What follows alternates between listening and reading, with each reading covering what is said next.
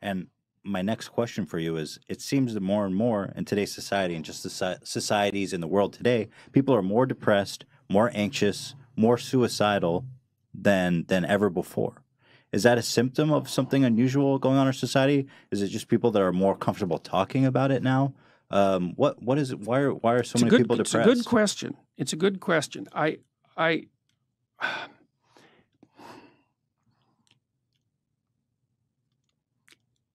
think at least part of it is the complexity of our society. It isn't certain how the future is going to lay itself out, and it isn't certain that what you knew in the past is going to be sufficient for you to move forward into the future. So there's lots of opportunity, but it's very complex.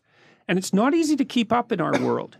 You know, like if you look around the world, you might think, well, the happiest people are those where the standard of living is the highest. That's actually not the case. Right. And you think, okay, but why wouldn't that be the case? It's like, what do you want? Malaria and death at 40? Obviously not. But then you think, okay, what's the price you pay for a high standard of living? Well, that's easy. You virtually always sacrifice the present for the future. You're always working. I mean, you guys, you're fairly influential and you've got this good thing going, but like it could crash at a moment's notice. You better keep your eye on it. And every day you're thinking, okay, this has to be done and this has to be done and this has to be done. And it pays off. I mean, you have a nice studio and I would presume a reasonably comfortable life, but it's not like you're not running on a treadmill to keep that going. And so that's security and it's health, but it isn't necessarily happiness, and it's certainly not necessarily freedom from anxiety. Sure. And I would say most people in the modern world, weirdly enough, have far too much to do. You know, 2 career families and a couple of kids. It's like, man, you're done. That's 60 hours a week of flat out work. Yep. So, and that can be too much. And then I also think, because our society is philosophically unstable, and that's sort of reflected in this polarization, is that people are doubtful about whether their lives have any meaning, for example. You know, well, why bother? What's the use of it? Who cares? It's like, what difference is it going to make in a million years, you know?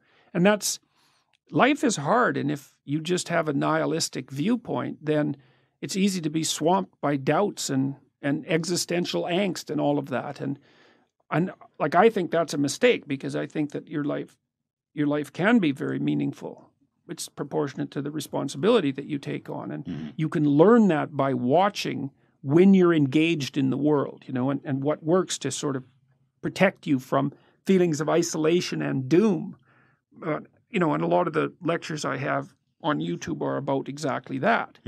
So I think part of it is the complexity of the modern world. Yeah. I also can't shake the sneaking suspicion that it has something to do with our diet. Really? Well, you know, I saw this. We know that obesity is like skyrocketed. Yeah. Okay. So, and probably the reason for that, it's not exactly certain.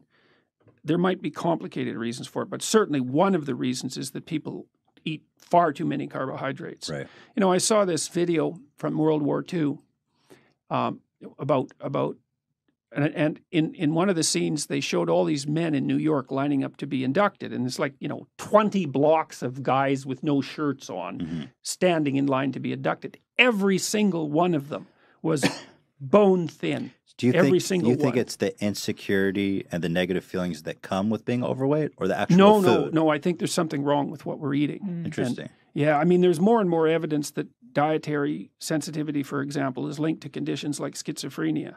Really? And so, yes. Watch out for that bread, y'all. Well, and also, your gut bacteria, turns out, which you have a lot of, you have about 100 times more bacterial cells in your body than human cells. Which is really quite a freaky thing to think about. Luckily, they're quite tiny, because otherwise you'd be like a giant amoeba, you know.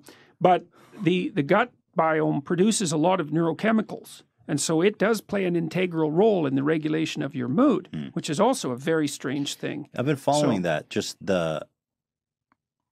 how bacteria is starting to play more in human health, like probiotics and stuff like this can regulate your mood.